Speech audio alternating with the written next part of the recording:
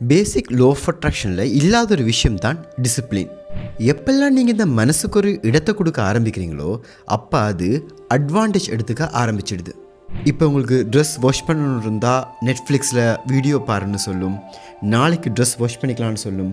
இன்றைக்கி ஒரு வாக்கிங் போகணும், ஜிம்முக்கு போகணுன்னா இன்றைக்கி வேணாம், மழை வர்ற மாதிரி இருக்குது, நாளைக்கு நீ ஜிம்முக்கு போகணுன்னு சொல்லும். இன்றைக்கி ஒரு ஒர்க் கம்ப்ளீட் பண்ண வேண்டியிருக்குன்னா நாளைக்கு அதை பண்ணுன்னு சொல்லும்.